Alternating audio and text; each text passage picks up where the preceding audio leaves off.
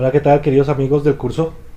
Hoy vamos a hablar acerca de la potencia en circuitos de corriente alterna. Vamos a empezar por definir qué es la potencia instantánea y por qué es importante.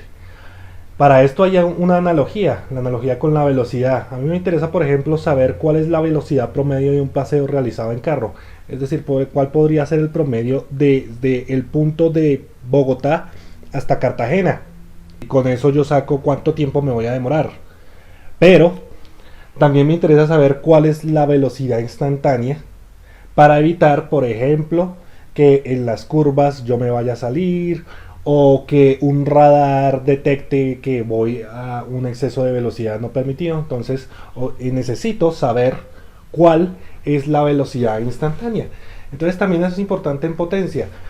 ¿Qué es lo que nos cobran a nosotros en el recibo de la luz, el recibo de la energía? La potencia promedio. Sin embargo, en el momento de arrancar un motor o algo similar, nosotros podemos saber o tener en cuenta cuál es la potencia instantánea. Entonces, para saber o para tener en cuenta la referencia de algunas potencias promedios, vamos a hablar de esto. ¿Cuáles son los valores de la potencia promedio en general? Por ejemplo, la señal de telemetría del espacio exterior tiene una señal de picowatts. Ustedes vieron que un robot se fue, que tenía el nombre de Rosetta, se fue y se instaló en un cometa. Entonces, ese robot, ¿a qué potencia le está transmitiendo la información? Se la está transmitiendo a una señal de picowatts. La señal de audio suministrada en los altavoces de un sistema estéreo, un pequeño parlante, vamos a decir que tiene algunos watts. Operar el restaurante de la universidad, lo que conlleva calentadores, hornos y la iluminación, vamos a decir que tiene cientos de watts.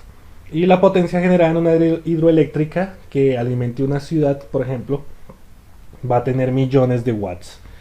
Entonces, ¿cómo vamos a definir la potencia instantánea? La potencia instantánea que se suministra a cualquier dispositivo está dada por el producto de la tensión instantánea a través del dispositivo y la corriente instantánea que circula por él. Entonces, la potencia instantánea va a ser el voltaje en todo momento por la corriente en todo momento. Si el dispositivo en cuestión es una resistencia, entonces la potencia quizás se exprese solo en términos de su corriente o nada más mediante la corriente o la tensión. Es decir, esta expresión B por I puede ser llevada a I cuadrado R o B cuadrado sobre R. En esta gráfica tenemos un ejemplo donde vemos el voltaje que está pintado acá de negro, la corriente que está pintada de rojo y la potencia instantánea en todo momento, ¿no? Ven que si alguna de las gráficas, por ejemplo aquí, si hace 0, la potencia te tiene que hacer 0. Aquí la potencia se tiene que hacer 0 porque o el voltaje o la corriente es 0. Entonces la potencia instantánea, que es esta que está aquí con la P, ¿sí? Esta es la gráfica de la potencia, también se tiene que hacer 0. También vemos entonces cuál sería la potencia instantánea en una inductancia o en una capacitancia. Si definimos B por I como la potencia, sabemos que, por ejemplo, el voltaje es L de I de T. Entonces lo reemplazamos por L de I de T o su equivalente de esta manera, haciendo el teorema fundamental del cálculo. Lo mismo para una capacitancia. Si sabemos que la corriente es C de B de T, entonces aquí podemos reemplazar la corriente por C de B de T. ¿Cómo sacan ustedes el promedio de algo? Porque vamos a empezar a hablar de la potencia promedio. El promedio de algo siempre va a ser entonces la sumatoria de las cantidades que yo tenga. Digamos, si mis cantidades fueran discretas, obviamente. Entonces yo sumo todas las potencias que tenga aquí, desde I igual a 1 hasta N sobre N. ¿Cómo se hace eso cuando mi potencia no es discreta, mi potencia es continua? Estamos hablando de que estamos en el mundo analógico. Eso quiere decir que todo es continuo, nada es discreto. ¿Cómo lo harían? Cuando hablamos de la potencia promedio, un equivalente será siempre potencia activa. Entonces recuerden, la potencia promedio es la misma potencia activa. Esa es la potencia que, por ejemplo, cobrarían en una casa, en una residencia, cuando llegue el recibo de la energía. Entonces vamos a decir que cuando se habla de un valor promedio de la potencia instantánea, debe definirse con toda claridad el intervalo durante el que se va a llevar a cabo el proceso de promedio. Se elige primero un intervalo general de un tiempo 1 a un tiempo 2. Se podría obtener el valor promedio al integrar P de t desde t1 hasta t2 y dividir el resultado entre el intervalo t2 menos t1. Ese es el equivalente, por ejemplo, el equivalente de una sumatoria es una integral en el mundo continuo. Una integral siempre es la suma de unas áreas. Dividir desde el tiempo que yo le estoy tomando, t1, hasta t2 es como dividir por el número de elementos que se tiene, si hiciéramos la analogía con el mundo discreto. De esta manera entonces llegamos a esta expresión, ¿sí?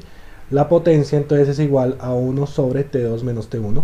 Esto es como dividir por todos los elementos y hacer la sumatoria. La sumatoria entonces sería la integral. Entonces necesitamos hacer la integral de la potencia. Pero cuando las formas de onda son periódicas, ¿cómo defino yo una señal periódica? La definición es para todo ft que sea igual a f de t más t, donde t mayúscula es el periodo, t minúscula siempre va a ser el tiempo.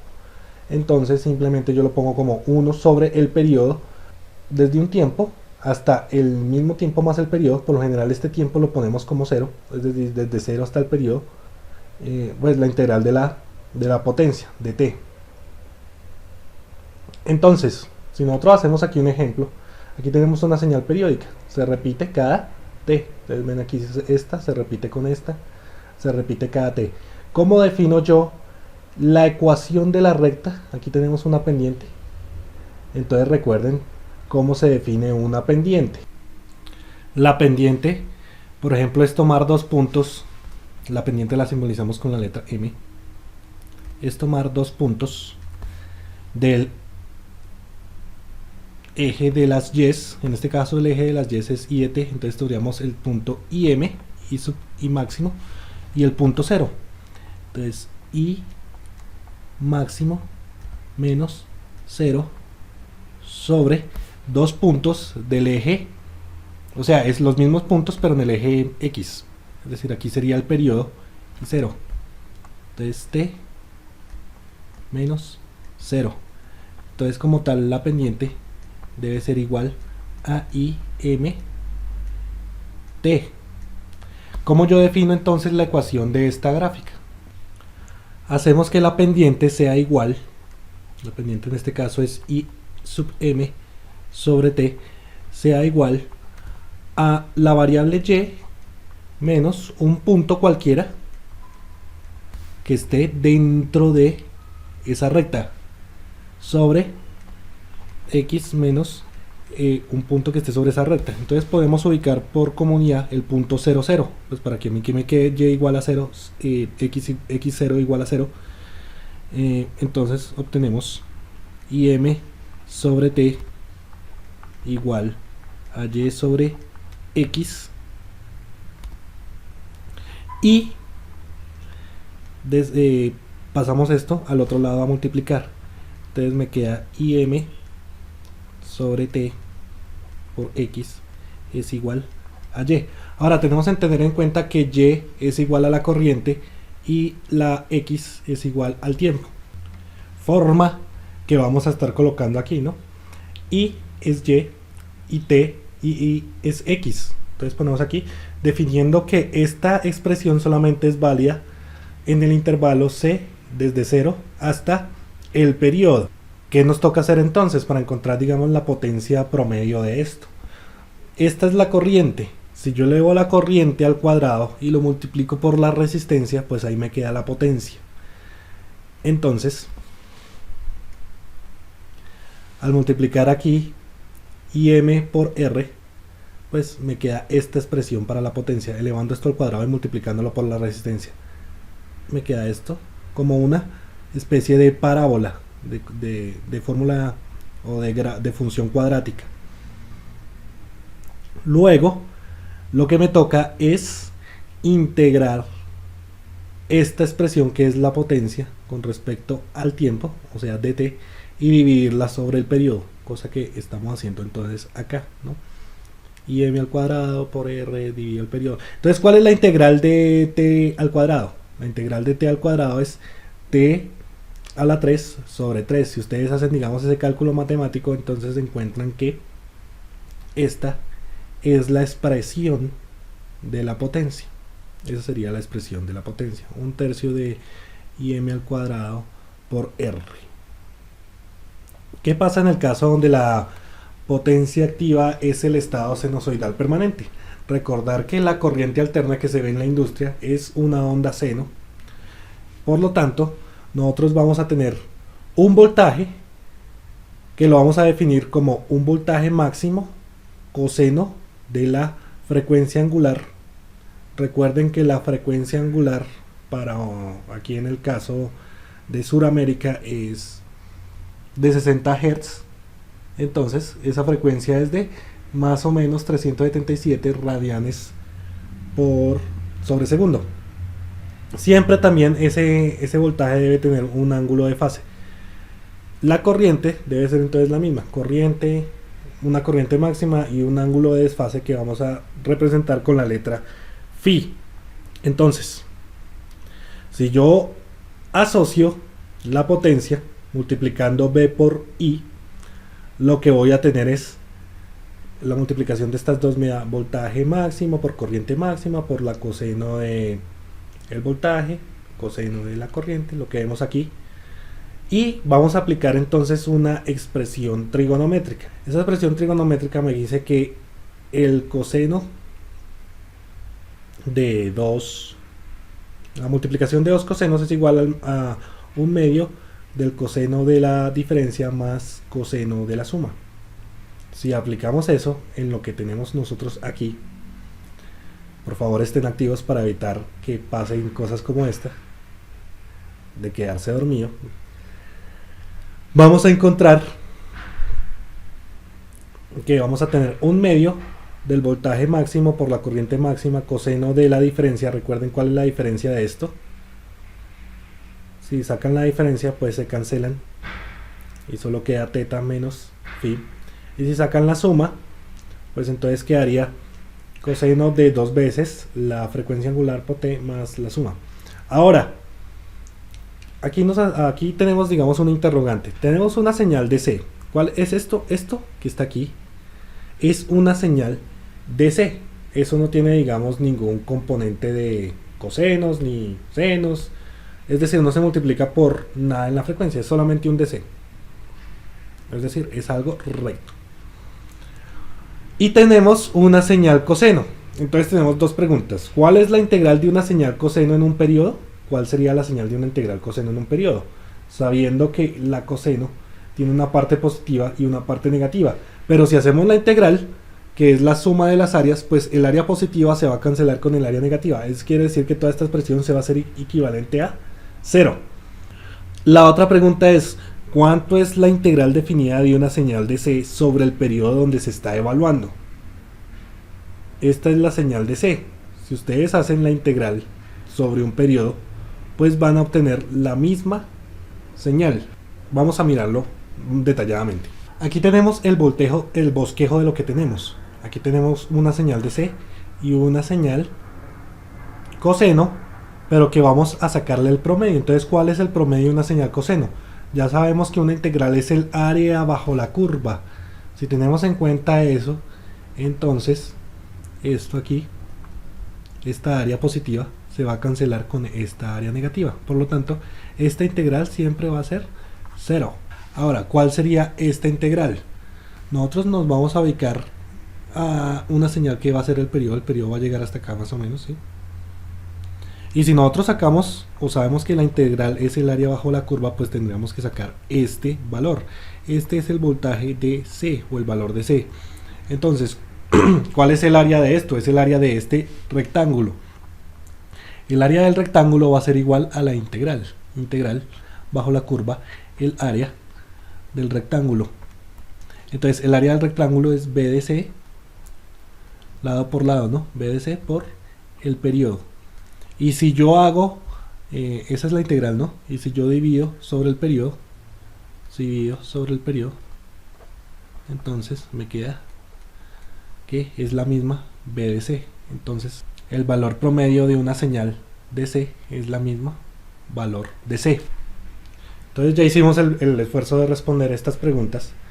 Nos queda que la potencia promedio o potencia activa en el estado sinusoidal permanente, cuando tenemos una fuente con una señal seno, entonces la potencia va a ser igual a un medio del voltaje máximo por la corriente máxima por coseno del ángulo del voltaje menos el ángulo de la corriente. Por lo general, nosotros lo que hacemos es que el ángulo del voltaje es igual a 0. Entonces, por lo general, esta expresión siempre va a quedar coseno de menos phi. Y como coseno es una función par, entonces coseno de menos phi va a ser igual a coseno de phi. Entonces, ¿cómo es la corriente alterna en circuitos capacitivos? A diferencia del comportamiento de un capacitor con la corriente continua, donde no hay paso de corriente, el paso de la corriente alterna por el capacitor sí ocurre. Pero entonces necesitamos mirar cómo es que ocurre. Para eso entonces vamos a mirar cómo son las señales trasladadas en el tiempo. Suponga usted que aquí hay una función f de x y aquí tenemos el eje x. Si esa función es esta línea recta que cruza por 0, entonces decimos que esa función f de x es igual a x. ¿Qué pasa cuando tenemos esta? La que está en azul es f de x igual a x menos 1. Ahora tenemos dos opciones. Esa f de x menos 1 por fuera del paréntesis, solamente en este caso, y solamente porque la función es lineal, es decir, es una línea recta, es x, es decir, no va x al cuadrado, ni e a la x, ni x al cubo, ni raíz cuadrada de x, es lineal. Se cumple solamente para esta función que tengamos que f de x menos 1 por fuera del paréntesis sea igual a f de x menos 1 dentro del paréntesis, que en este caso es igual a x menos 1. ¿Qué pasa cuando nosotros tenemos eso? Cuando nosotros tenemos f de x menos 1, ahí pasa que la gráfica se corre hacia abajo una unidad. En este caso se está corriendo una unidad. Si aquí ponemos menos 2, pues se correrá 2 unidades o 3 unidades si ponemos menos 13. Bueno, ese no es el caso. Y si f de x menos 1 dentro del paréntesis hace que la función se corra hacia la derecha una unidad. Es decir, si tuviéramos f de x menos 2 dentro del paréntesis hace que la función se corra 2 veces aquí. ¿Sí? ¿Y qué pasa cuando tenemos f de x más 1? Como es una función lineal, es el mismo caso de que dentro del paréntesis es lo mismo que fuera del paréntesis, en este caso es x más 1. ¿Qué hace la expresión f de x y más 1 por fuera del paréntesis? Hace que se suba hacia arriba o se corra hacia arriba la función original. La que tenemos aquí es f de x. ¿Qué pasa cuando tenemos f de x más 1? Se corre hacia arriba. ¿Qué pasa cuando tenemos f de x más 1 dentro del paréntesis? Con respecto a la original, que es f de x, vamos a ver que se va a correr hacia la izquierda una unidad. Si aplicamos esos conceptos en señales sinusoidales trasladadas, veamos qué es lo que pasa. Y lo vamos a hacer con un ejemplo así muy sencillo porque pues no tenemos tiempo para resolver más. Aquí tenemos algo que debe entenderse, es solamente un bosquejo de una función que vamos a poner aquí como esta función que está en rojo es seno de omega t. Nos preguntamos en azul cuál sería una función seno de omega t menos pi medios, hablando de radianes. Entonces pi medios más o menos es un ángulo de 90 grados. Cuando nosotros tenemos aquí pi medios, la señal se corre hacia la derecha. Cuando tenemos el menos, se corre hacia la derecha esa cantidad de radianes. Entonces ya la señal empezaría a estar más o menos así. Ahí se ha corrido hacia la derecha. Nosotros tenemos que mirar cuál es la función que pasa primero por 0. La función que pasa primero por 0 desde la parte negativa hasta la parte positiva. Si extrapolamos aquí esta, de la parte negativa hasta la parte positiva, esta pasa primero por 0 que la que está en azul. En azul pasa un tiempo después. Cuando una función pasa primero por cero. De la parte negativa a la parte positiva decimos que esa función está adelantada, es decir, seno de omega t está adelantada con respecto a seno de omega t menos pi. Cuando la función pasa un tiempo después por cero, decimos que la función está atrasada, es decir, esta función en azul está atrasada con respecto a esta anaranjada, esta roja que está pues está adelantada. Ahora con verde hagamos seno de omega t más pi medios. Cuando yo tengo el más, significa que se ha corrido esa función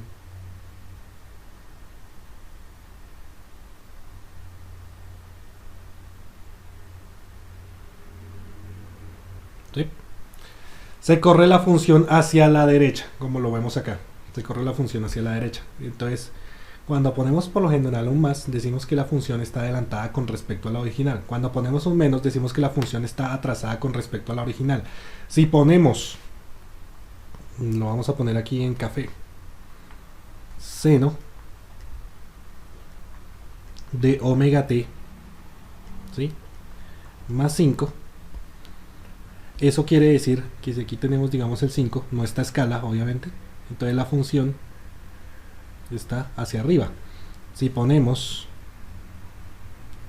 en amarillo seno de omega t menos 2, entonces obviamente no está a escala, aquí ponemos el menos 2, la función se corre hacia abajo, ¿no? Entonces eso fue más o menos lo que quise explicar con las funciones lineales, y esto aplica para cualquier otra función. Estas funciones no son lineales, pero aplica para cualquier otra función como la que estamos viendo acá.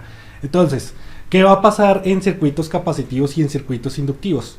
La corriente se va a adelantar o atrasar con respecto al voltaje, y ahora es donde vamos a ver qué pasa cuando pasa eso. Entonces veamos la corriente alterna en circuitos capacitivos.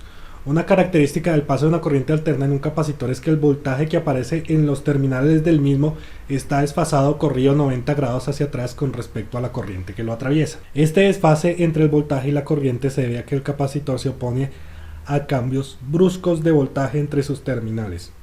Entonces se dice que el voltaje está atrasado con respecto a la corriente, lo que es lo mismo, que la corriente está adelantada a la tensión o el voltaje. Entonces ven en rojo la tensión adelantada con respecto al voltaje. ¿Cómo se preguntarán ustedes? Si lo que siempre han visto es una fuente de voltaje, ustedes ponen una carga y aparece una corriente. Entonces, ¿cómo es esto de que una corriente está más adelante que un voltaje? Lo que quiere decir esto no es que la corriente aparezca primero que el voltaje, significa que está tan atrasada que parece como si estuviera adelantada. Más o menos eso es lo que les quiero decir. Si tienen alguna duda, por favor hacer algún comentario aquí al video. Entonces, la corriente alterna en circuitos inductivos. Tenemos que el voltaje es igual a la inductancia por la derivada de la corriente con respecto al tiempo.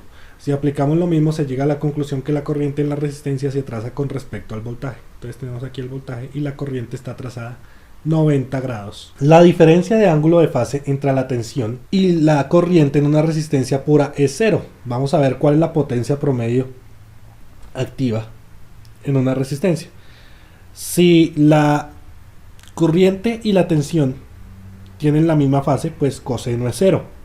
Recuerden, el ángulo del voltaje es el mismo ángulo de la corriente, por lo tanto coseno es cero. Entonces a mí me queda simplemente un medio de el voltaje máximo por la corriente máxima. Aplicamos estas fórmulas con la ley de Ohm para obtener cosas muy semejantes. Pero ¿qué pasa cuando los elementos son puramente reactivos? Cuando los elementos son reactivos hablamos de inductancia y de capacitancia. La potencia promedio entregada a cualquier dispositivo que es puramente reactivo, es decir, que no contiene una resistencia, es decir, que es una inductancia o un condensador, debe ser cero. Este es un resultado de lo que dijimos anteriormente, porque la diferencia de fase de 90 grados que existe entre la corriente y la tensión me hace que coseno de teta menos phi del voltaje menos la corriente sea 90. Y coseno de 90 es 0, por lo tanto la potencia promedio es 0. Eso quiere decir que si yo coloco un condensador o una inductancia, por lo general no me va a consumir potencia promedio. Si esto es en una casa, en una residencia, pues esto no me va a afectar el recibo de la energía. Pero si es en una industria y resulta que me está consumiendo alta potencia, pues sí, me la van a cobrar o me van a cobrar una especie de penalización. Vamos a hablar ahora del valor eficaz. ¿Qué es el valor eficaz? Todos somos conscientes que en las tomas eléctricas, aquí en América, tenemos una tensión sinusoidal de 60 Hz y 115 voltios. Pero entonces, ¿qué son esos 115 voltios? No es el valor instantáneo, porque ven, pues esto va cambiando, no es constante. No es el valor promedio, porque ustedes saben que el valor promedio de una senoidal es 0, ¿no? No es el valor pico de la onda, es decir, no va a ser el valor máximo, este no es el valor máximo. Entonces, ¿qué es el valor de 115 voltios? Ese valor de 115 voltios le llamamos valor eficaz o valor RMS. El valor eficaz, una expresión matemática, se obtiene con facilidad. Entonces es más o menos la potencia promedio activa que entrega una corriente periódica a una resistencia. ¿Cuál será la corriente eficaz que se entrega a esa resistencia? ¿No? Entonces aquí tenemos que la potencia es igual a 1 sobre T. Esto es la potencia, ¿sí? Sacando la resistencia de la integral, porque la resistencia es una constante, obtenemos algo como esto. Pero entonces yo quiero eficazmente entregarle una potencia a una carga por medio de una corriente. Entonces, ¿cómo lo hacemos? La potencia es igual a la corriente eficaz al cuadrado por R. ¿Qué pasa si yo igualo estas dos expresiones? Al igualar estas dos expresiones, por lo general la resistencia se cancelan las resistencias, y a mí lo que me queda es que la corriente eficaz debe ser lo que está dentro de esta integral, obviamente sobre el periodo. Entonces eso es lo que tenemos aquí. Si despejo la corriente eficaz, es decir, saco la raíz cuadrada a ambos lados, obtenemos la expresión que tiene aquí. Esta, digamos, es independiente de la resistencia, el resultado, como debe ser para que este resultado tenga un concepto ventajoso. Se obtiene una expresión similar del valor eficaz de una tensión periódica al reemplazar I e I eficaz por B y B eficaz respectivamente. Entonces, el caso especial más importante es el de la forma de onda senoidal, seleccionar la corriente senoidal. Entonces aquí tenemos una corriente senoidal que tiene un periodo. Obviamente el periodo se relaciona con la frecuencia angular por medio de esta expresión. Recuerden que ya lo habíamos visto, que la frecuencia angular era igual a 2pi por f. Entonces por eso tenemos esa expresión. Si la sustituimos en la ecuación que teníamos aquí, en la ecuación 19, esta corriente, obviamente entonces llegamos al valor de esta expresión. Esta sería la expresión. Ahí sí nos queda pues saber cómo sacar la integral de una coseno al cuadrado. Pero entonces eso siempre se aplica a una identidad trigonométrica. Entonces la identidad trigonométrica me dice que coseno al cuadrado es igual a 1/2 más 1/2 del coseno de la suma. El coseno de la suma de estas dos, aquí tenemos el coseno de la suma. Evaluamos desde 0 hasta 2pi omega, que es desde 0 hasta el periodo, pero recuerden que el periodo es este. ¿Sí? ¿Y qué nos queda? Nos queda esta integral que pues no vamos a hacer mayor énfasis en cómo se resuelven. O sea, ya resolvimos la integral, nos queda evaluarla. Al momento de evaluarla, entonces nos queda que la corriente máxima sobre raíz de 2, ese es el valor eficaz. El valor eficaz, que es el punto máximo, es decir, el punto de la cresta de una onda seno sobre raíz de 2, ese es el valor eficaz. Entonces cuando yo estoy hablando de que por lo general, cuando tengo un voltaje de 120 voltios, voy a decir que ese voltaje es eficaz. Entonces ese voltaje eficaz, si yo lo multiplico por raíz de 2, me da que el voltaje máximo de las fuentes de tensión de corriente alterna cuando tengo una fuente de 120 voltios es aproximadamente 170 voltios. ¿Qué pasa con el valor eficaz, que es el RMS de una onda? El valor eficaz es una cantidad real independiente del ángulo de fase. Un valor eficaz de 1 amperio entregará una potencia promedio a cualquier resistor como una corriente directa de 1 amperio.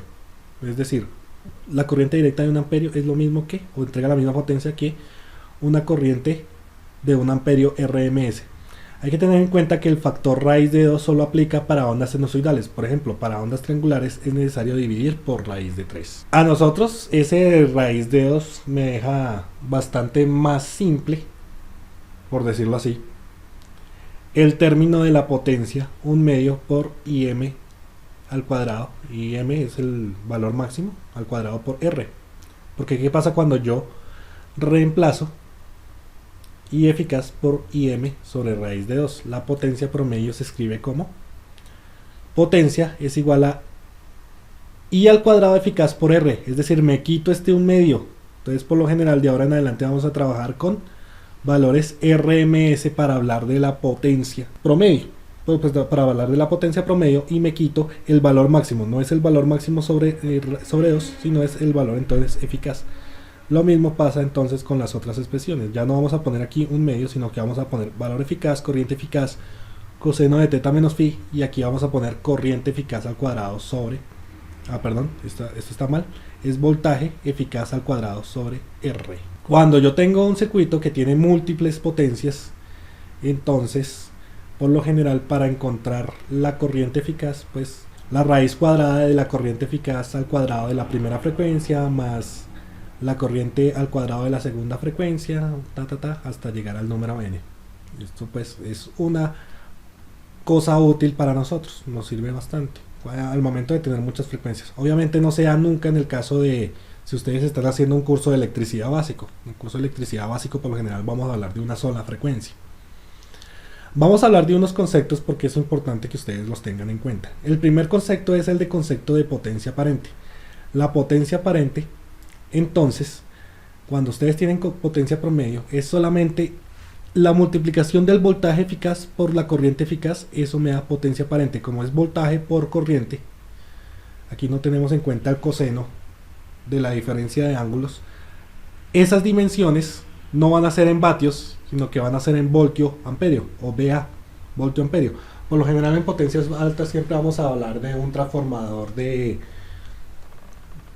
por decir así, 20 kVA, una planta eléctrica de 15 kVA, una UPS de 12 kVA, cosas como esto. Es la potencia aparente. Las damos en VAs.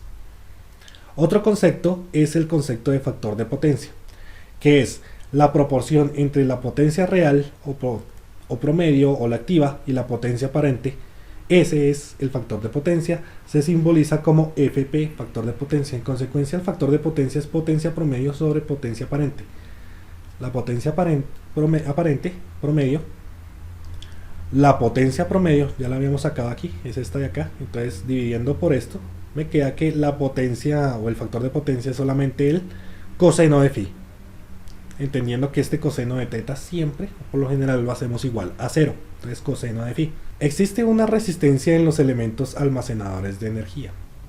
Resistencia que vamos a llamar reactancia, por eso anteriormente habíamos utilizado el término reactivo para hablar de condensadores e inductancias, y vamos a hablar entonces que la reactancia o la oposición de la corriente inductiva es igual, la representamos con la letra X, es igual a 2pi por F por L.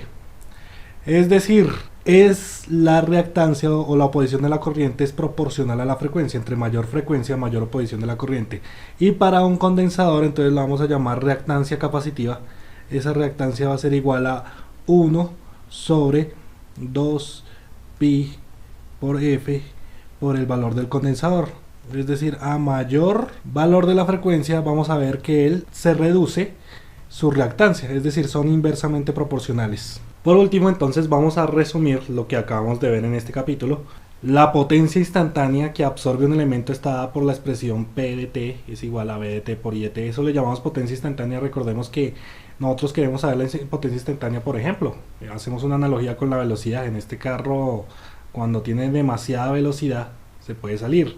En el caso de el arranque de un motor puede tener un exceso de potencia instantánea y toca ver si eso nos perjudica o qué hacemos con respecto a eso. La potencia promedio entregada a una impedancia por una fuente sinusoidal es 1/2 del valor máximo por la corriente máxima por coseno del ángulo del voltaje menos el ángulo de la corriente. Esa es la potencia que realmente estamos nosotros pagando, esa es decir, la potencia que hace que este contador empiece a dar vueltas. Vamos a decir inicialmente que La potencia promedio que se consume solamente se va a consumir entonces por medios de resistencias. Por ejemplo, aquí vemos la resistencia de una ducha eléctrica.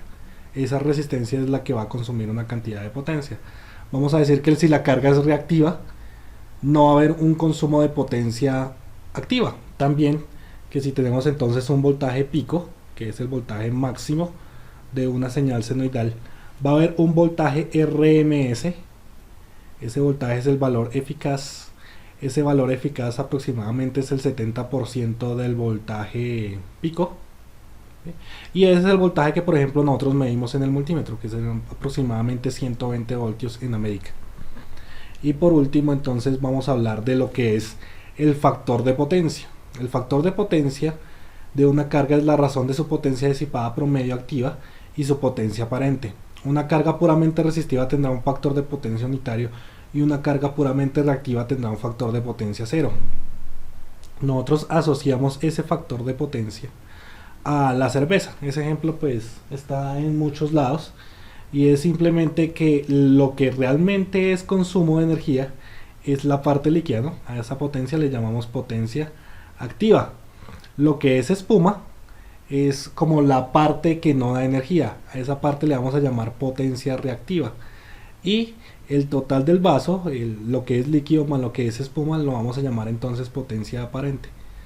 Entonces, ¿qué es lo que vamos a querer nosotros? Obviamente, pues usted no va a ir a un sitio que le sirvan una cerveza y que le llenen esto de espuma, ¿no? Va a querer más que nada que le sirvan el líquido. Entonces, lo que a mí más me va a gustar es tener potencia activa. Si hay mucha espuma, eso me lo van a cobrar a mí, porque yo estoy pagando por un vaso, pero no me estoy tomando todo lo que yo quiero. Entonces, con esta parte terminamos este capítulo. Muchas gracias por la atención prestada.